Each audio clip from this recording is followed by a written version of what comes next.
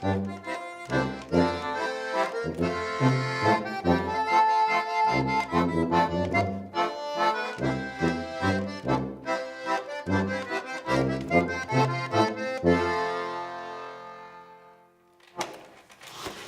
to another Concertina Styles and Smiles, and today we have, right from our hometown here, Pete Wendinger, and his assistant over here, and whatever you want to call it, is Gary Schrader from Morgan. I believe his hometown is Morgan? Fairfax. Fairfax, I wasn't too far off. Anyway, Mr. Wendinger. Yes. How did you ever, give me a quick synopsis. How did you ever get to playing one of these? Well, there is no quick one. It was going for many years before we were born. My dad and mom were big old-time fans, and their love of music, and they followed the bands all over. And he was great friends with Fez Fritchie and the Wagners, and Eddie Wilford played his wedding dance. That's all local New Ulm bands, Yep, right? yep. For those not familiar. Yeah, anyway, in 1960 or 61, Polka Days was in New Ulm. And something new that year was Christy Hengel was going to have a display downtown where he's featured concertinas. They call it the first concertina jamboree that there was. I take it Christy Hengel handled concertinas? Or? Yep, and he was a manufacturer of the Hengel concertina, and he was located at that time in Waseca, Minnesota. Originally from Wanda, Sleepy Eye area, he started manufacturing concertinas in Sleepy Eye, and then moved to Waseca when he got married, and then eventually back to New Ulm in the mid-60s. Anyway, my dad went to town that day to go and take part of the festivities of Polka Days. And at that time, there was a whole bunch of young kids playing concertina down in the Montgomery, Lonsdale, New Prague area. And there was a nun down there that taught them how to play concertina. And my dad, he just listened there to every one of those concertina players, and he came home with the idea that my boys can do that too, meaning Paul and I. And he actually bought, with a little too much to drink that day, he bought a $135 concertina, and he brought it along home. Well, we tinkered around on it a little bit. Well, he could see that it wasn't going to happen by itself. So through Christy Hengel, he went and lined up that we were going to get concertina lessons up in Hutchinson.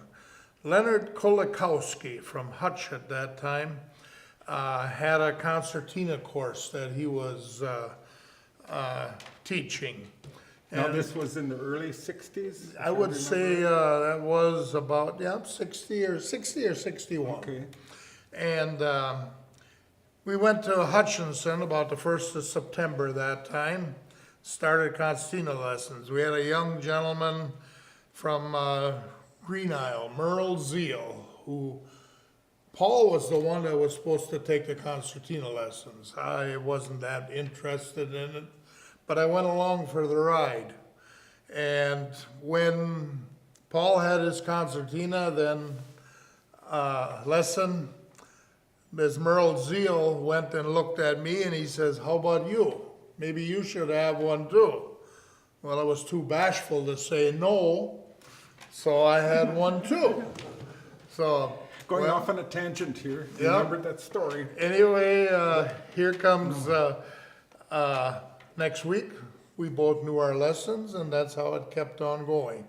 Well, Merle Zeal got transferred to Iowa. He worked at Farmhand in Green Isle, and so we lost our concertina teacher after about a month. And then there's Mr. Kolakowski. He was teaching us. Well, I got a feeling if he would have kept on teaching us, it wouldn't have worked. Okay. So, and his interest wasn't in teaching the course, just owning the course. And he lined us up with a gal that played accordion down in the basement downtown Hutchinson. She was a music teacher, a retired school teacher. And Jeanette Weber, her name was. And she taught us how to play concertina then. And we were there about a year.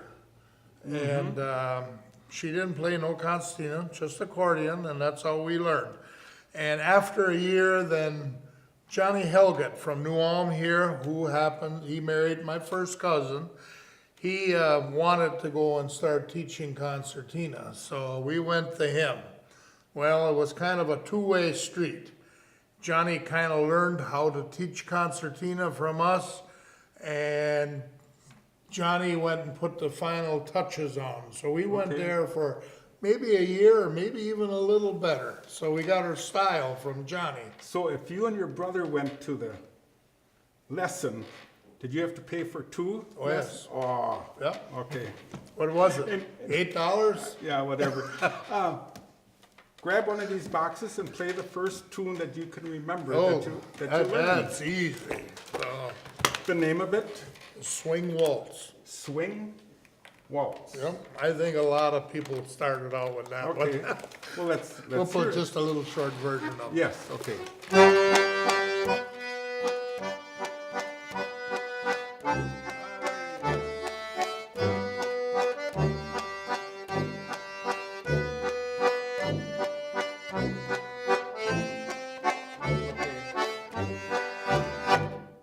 So there. So that One of was the the first one. ones. Well, keep on with the story with Mr. Helgett, and then we can play up to the second tune you learned. Oh, boy. Yeah, then Or take the story on from there. well, I'll take it from there. Well, then Johnny, he taught us for over a year, Mm-hmm. and that's who really developed our style a little bit, Okay. Well, Johnny was real well known for a tune that he brought back from the service when he was out in San Diego or where it was. And Johnny had his concertina along when he played, was in the service. Okay. And a tune that he dragged back from there, and he learned this from an old Mexican player that played with him. And I don't know what the name of the song was out there, but when Johnny brought it back, he went and called it the New California. Let's hear it. Just because he Yeah. was out in California. So this is one of the songs we learned from him. Okay.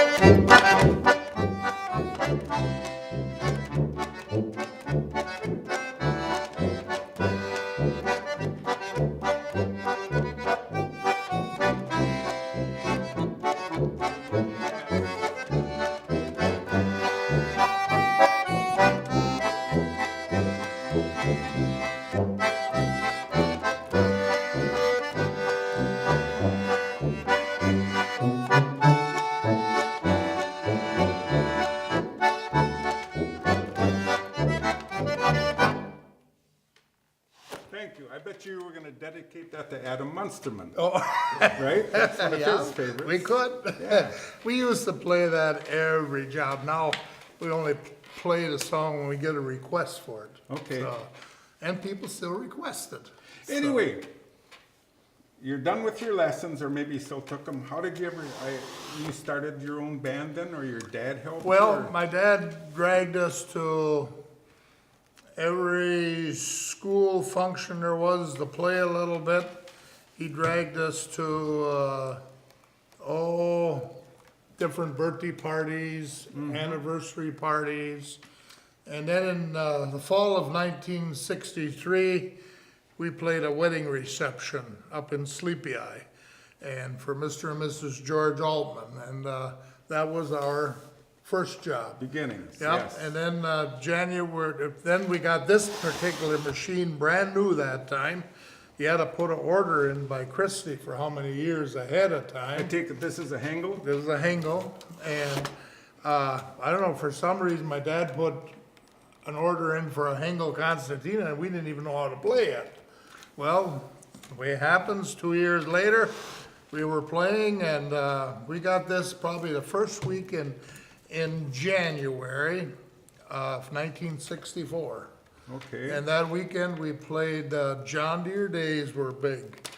And we played the John Deere Day in Gibbon, Minnesota. So, and we Yes. made ourselves a whopping $5 that day. So there, that's your first professional job that you got That paid we for? actually got paid for, Yeah, yep. okay. So, Pa didn't intercept it at all because he paid for the machine? yeah, yep.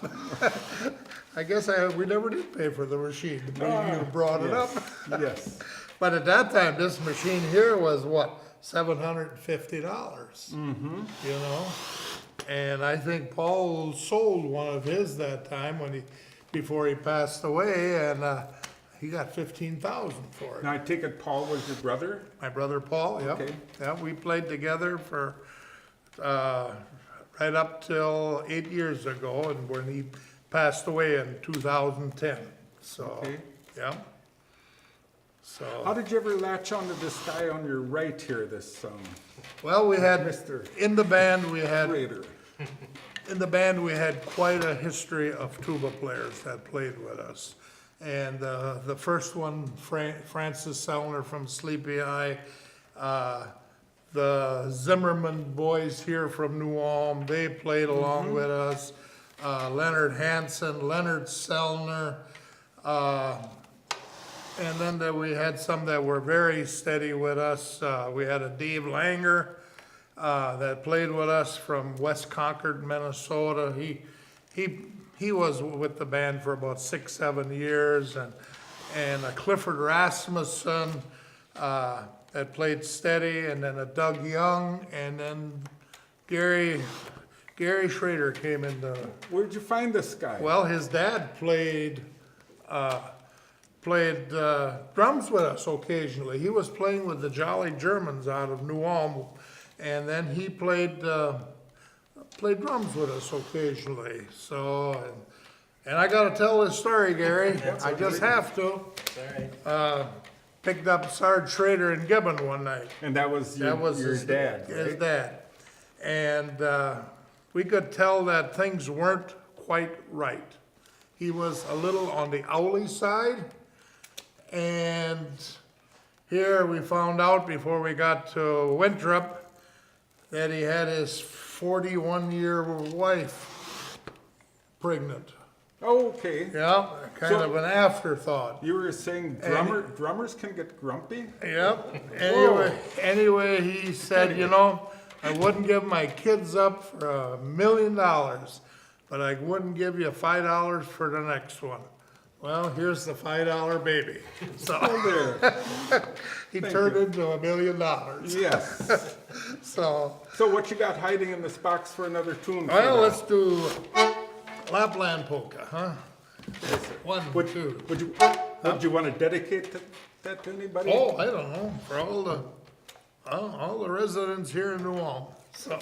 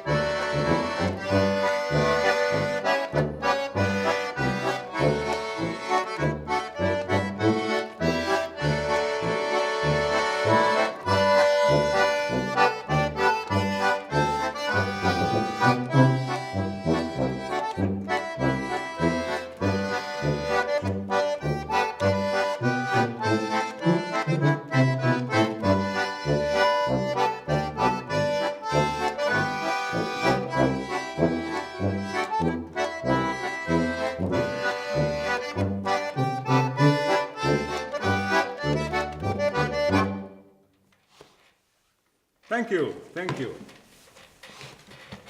So continue, we'll jump ahead real fast. How long have you had the Pete and Paul Wendinger Band? Well, now it's 55 years. 55 Yep. years. And Paul, well, he's been gone 8, and well, probably I've been playing now 10 years without Paul. Paul was sick for 2 years before he passed away, and we went and we played a lot. We played five states continuously. Most of our jobs in the years ago were down in Iowa. 65% of our jobs were in Iowa. So we were always headed for the border. And for 25 years, we played 160 jobs a year. The most jobs we played in the 1 year is when we did the opening of the Mall of America, and then we played the first 30 days straight at the Mall of America. What year was that? 25 years ago, so 93 or Okay. something like that. And that year we played 180 jobs that year. And that was just a part-time weekend business, so. And I understand eventually too, you ended up during the winter going to the other south of the border, or near the south of the border. Instead of Iowa, you go to Arizona? Yeah, but just for a short period of time, 2-3 weeks. Okay. Yeah, we never, years ago, we never spent the winter down there, so. Yeah, played down there every year for 15 years straight, down to Arizona. Made a couple of trips to Texas, so we had some good times down there, yeah. Let's hear another tune. Okay, let's try, I don't know, Eddie's Waltz, huh?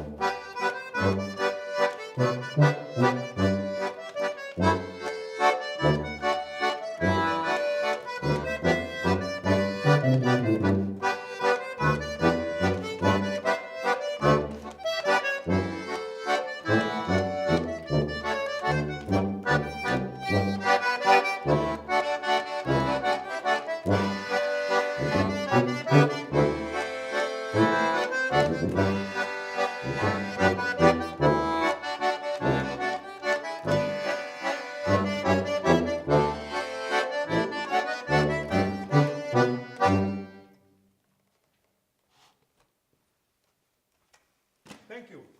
Well, we have time for about one more tune, but a little quick, where are some of your upcoming dates?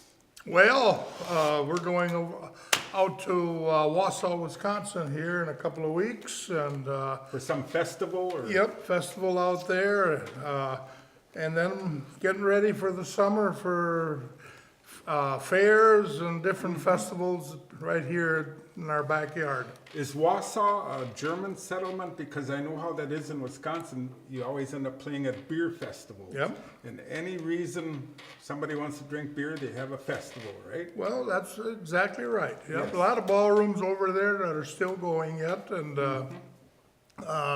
we've been playing Wausau ever since the the early seventies, so we usually get over there a few times a year. Did that turn into a polka fest or just a That, bunch of bands or just usually? this one that we're gonna be playing at, I think we played, 73, Dick Rogers was still playing, Romy Gaz was gone, but his band was playing it, that the first one that we played at, it was originally in Merrill, Wisconsin, and then, now it's it's downgraded quite a bit, so, but it's still going on, and we're gonna have fun. Okay, well, thank you for listening to Concertina Styles and Smiles, and we'll finish off here with, what tune do you have Let's up do a your sleeve? little Elsie's. Do that. Okay. Thank you for listening.